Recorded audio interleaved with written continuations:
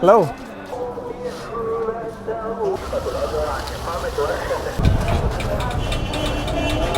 La tot de piatonale sau de stradă?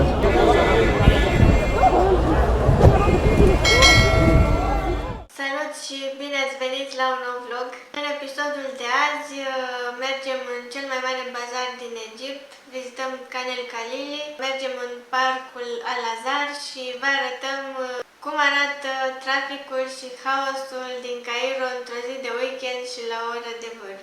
Khan el-Khalili este cel mai mare bazar, cel mai mare suc din Egipt.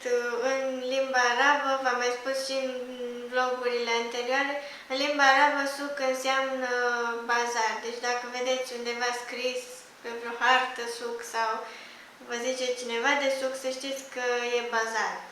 Pe lângă faptul că e cel mai mare din Egipt, e și cel mai vechi din Orientul Mijlociu, datează din secolul XIV. În Khan el-Khalili se găsesc peste 1500 de magazine, circa 3000 de oameni vin aici în fiecare zi. E chiar și un obiectiv turistic în Cairo. Erau foarte mulți turiști când am fost acolo.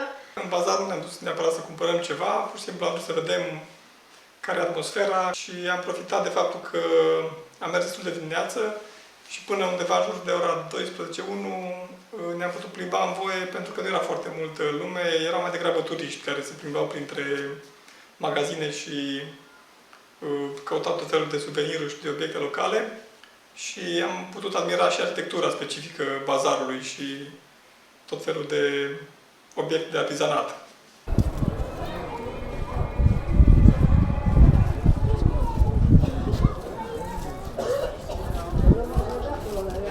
Essa va a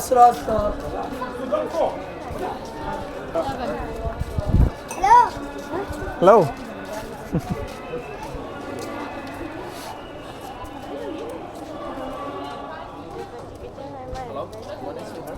No, thank you. Shukran. Ce mare.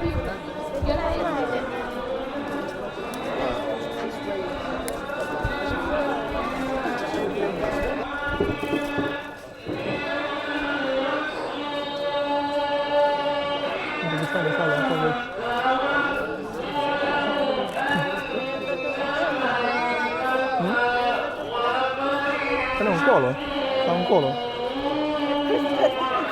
Da, da. Shukran.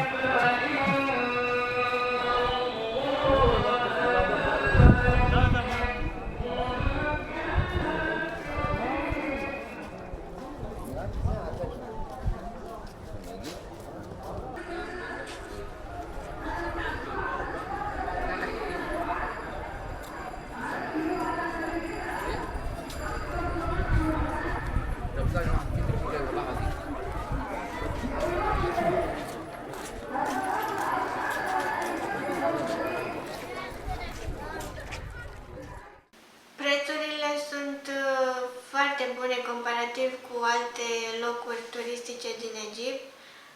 Găsești de toate, de la suveniruri, la condimente, ceaiuri, fructe uscate, deserturi de ale lor tradiționale, covoare, lămpi, tot felul de obiecte din astea lucrate manual.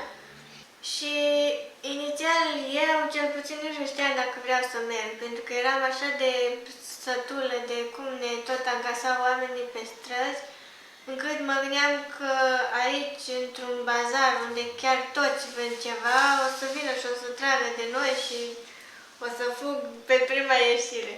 Dar spre surprinderea noastră n-a fost deloc așa.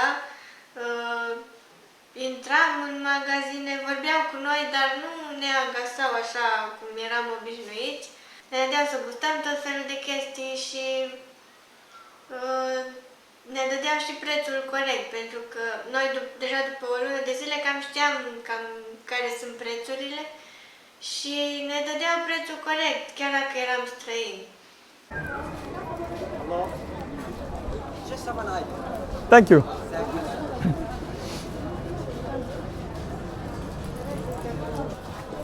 Am avut o privire acum, ne ajunge.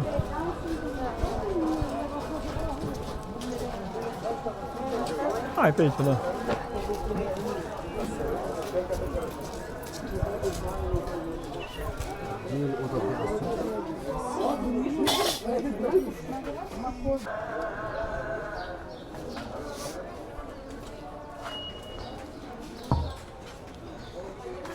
Ce faci acolo sus?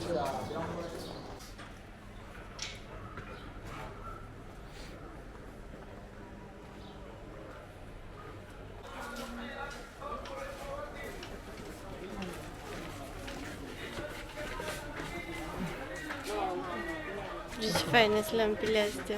Da, da. Atunci pe aici că eram.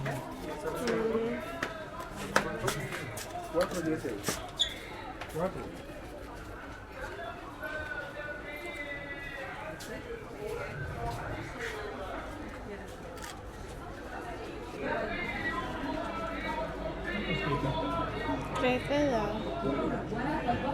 Uite acolo câtă sfinxă. Câtă sfinxă acolo.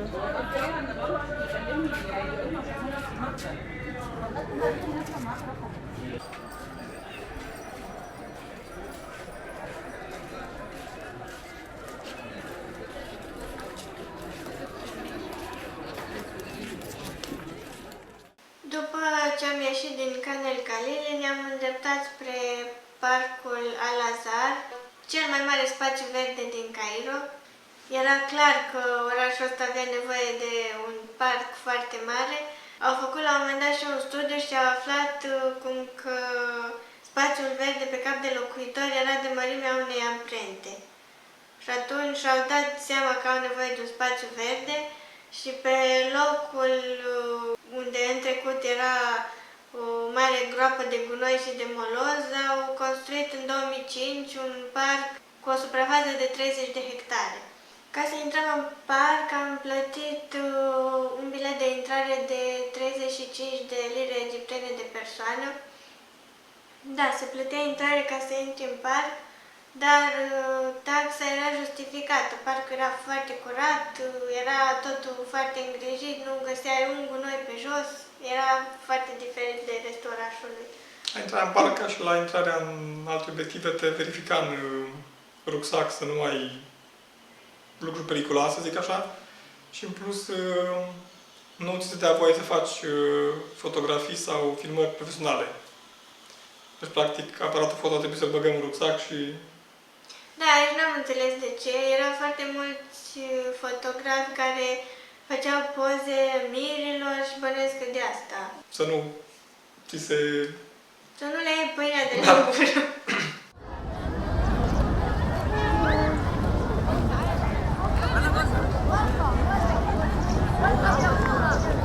Fă-ți o poză. Fă-ți o poză. Să-mi fac poză? Vreau să le fac, să uite aici waterfall-ul.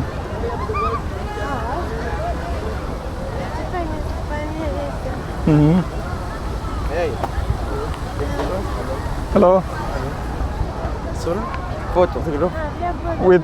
With me? Oh? Okay, sure, no problem.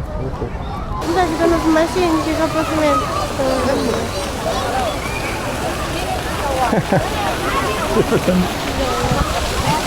Uite, mai este intrare, vezi?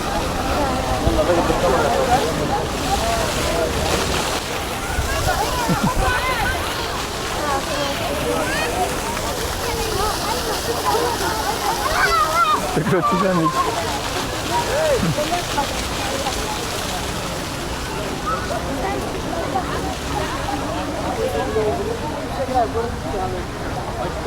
Ce fain palmieri ăștia. Da,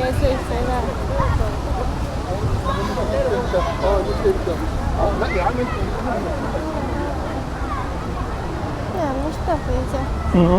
Da, zic că poza era super faină așa și na, am văzut că și mare, ca în fel de grădină.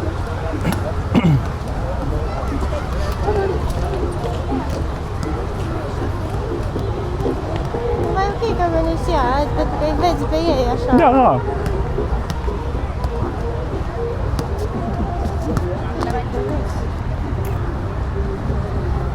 Viitorul Messi.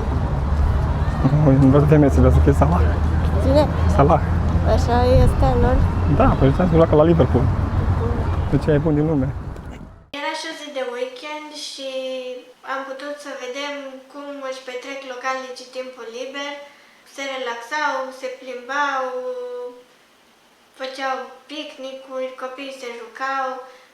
Parcul e în așa fel amenajat încât să ai ce face. E o zonă de promenadă, o zonă cu restaurante, cu locuri de joacă pentru copii. Era plăcut să vezi cum ieșeau la picnic fix acolo în parc, își puneau măsuțe, scaune sau se punea direct pe iarbă pe o pătură și se jucau tot felul de jocuri, adulți cu copii între ei. La un moment dat veneau și la noi să facă poze cu noi. Erau foarte bucuroși când vedeau străini. Mai erau și alți străini în parc pe care îi opreau din când în când să le ceară câte o poză sau să întrebe de unde sunt. Și chiar atmosfera foarte plăcută, așa, foarte activă, foarte vie.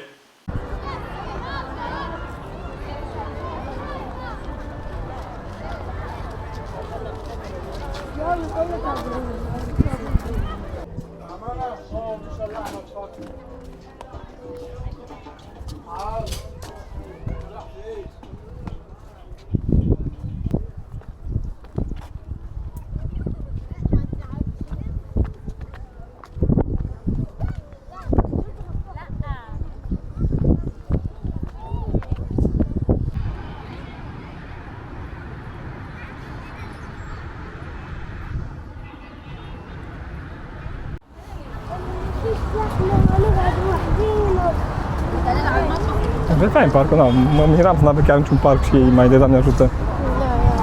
Totuși, na, capitală.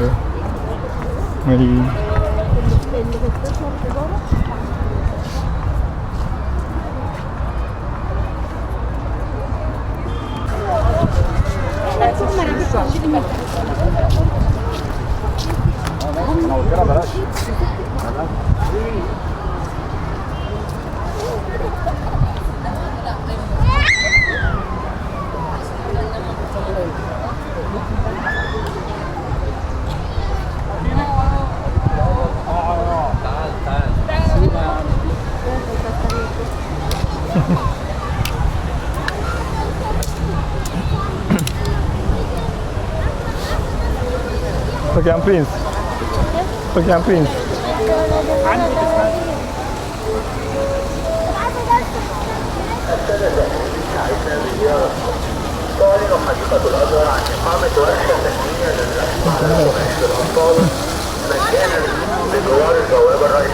Îți fac noroc.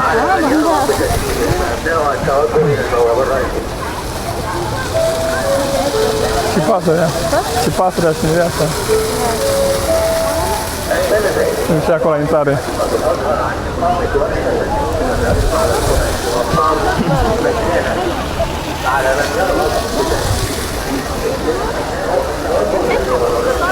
يلا بقى انا ماشيه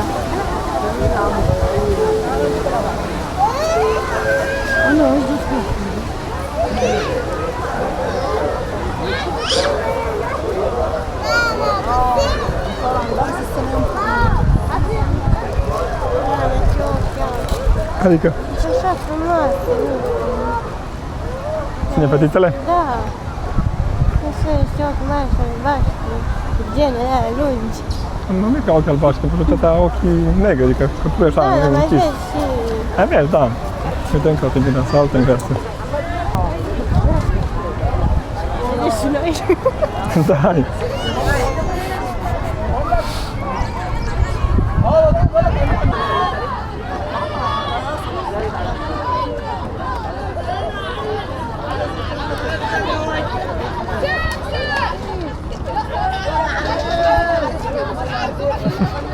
شكرا. Have a great day. Vedeți-o pe ei. Da, da. Acest Leonardo DiCaprio. După aia o să mergem în India să fim matură de te. După ce am stat vreo oră jumate, nu știu cât am stat în parc, ne obișnuisem cumva cu liniștea și după ce am ieșit iar ne-a lovit așa haosul din oraș. În zona parcului și a bazarului sunt, cred că 3 sau 4 moschei mari. Da. Și fiind o zi de weekend la ei, practic, când au ieșit de la moschee, toți s-au grupat în zona respectivă. Fie că au mers să mănânce în zona centrală, fie că au mers în parc, fie că se plimbau prin centru. Și era un mare furticar de oameni și de mașini în același timp.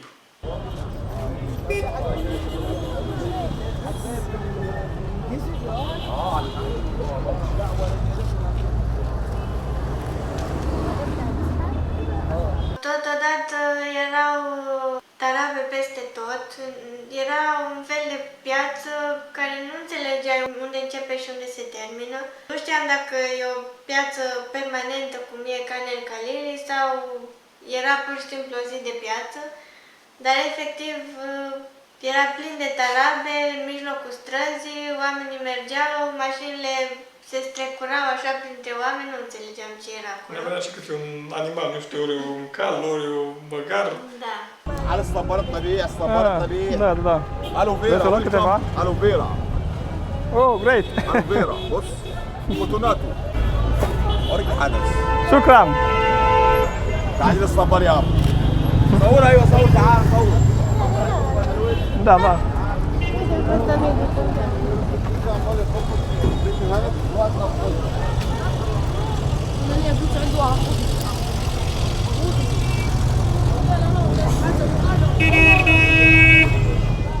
Am vrut să mergem pe jos până la metrou, până la prima stație de metrou, ca să luăm metrou spre cazare. Da, căutam stația de metrou și ne-am trezit în mijlocul unui furnicar și nu mai puteam nici să ne întoarcem, nici efectiv mergeam Distanța, da. cu mulțimea, nu aveam Distanța ce să era facem. foarte mare, undeva la 1,5 km, ceea ce într-un oraș normal sau așa, îi faci undeva la într-un sfert de oră, maxim 20 minute, parcurgi distanța pe jos până unde vrei să ajungi. Doar că aici era un haos complet și trebuie să fii foarte atent la mașini, să nu te calce, să nu dea omul peste tine cu cumpărături. تدرس مع الأصغر؟ Da, uite, aici să nu ne pierdem.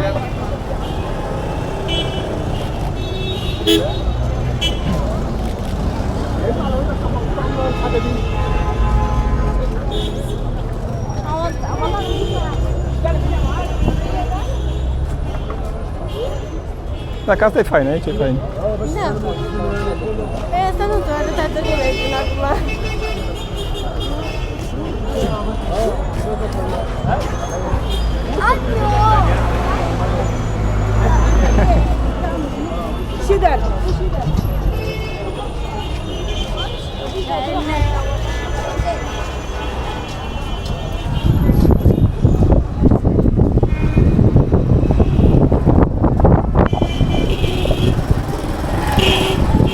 Da, sper că mergem bine. Da, cred că să nu trebuiască pe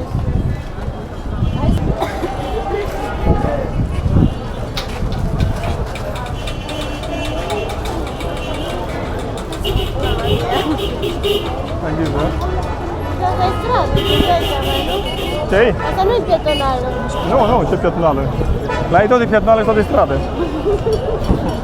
N-am nevoie de...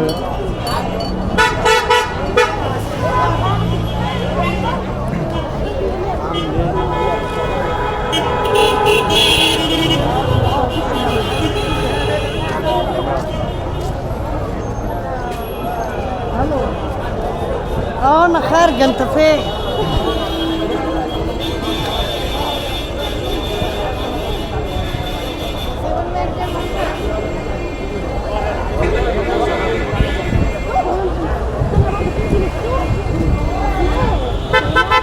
Ce zici? Sigur mergem în casă. Sigur, da. Ce e asta aici? O budincă.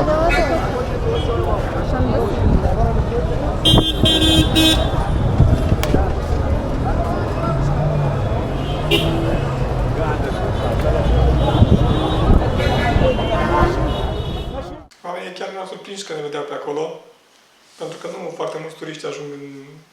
Noi am ajuns întâmplător. Dacă știam că spre așa, nu mergeam.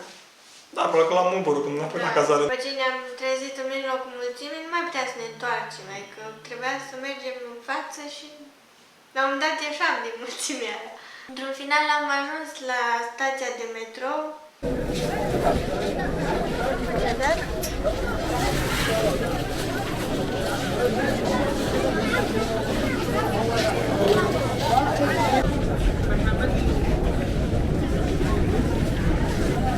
uite încolo.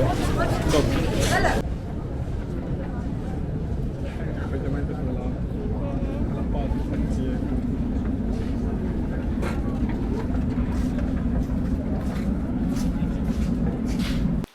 Și am mers cu metrou până în Piața Tahrir, în zona în care aveam cazarea.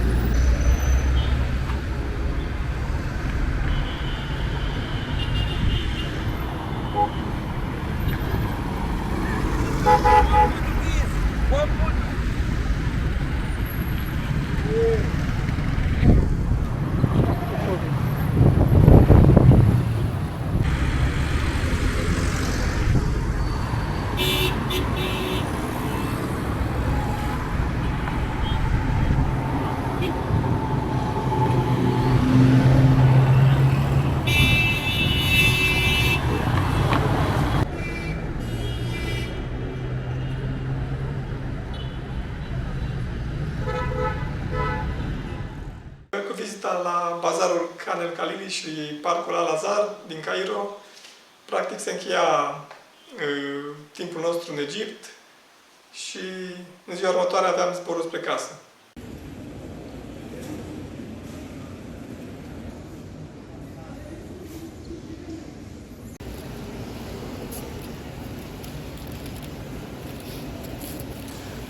Ne-am întors în aeroportul din Cairo, am completat un bilet de ieșire din țară și ne-am îmbarcat în zborul spre București, unde am ajuns a doua zi dimineață.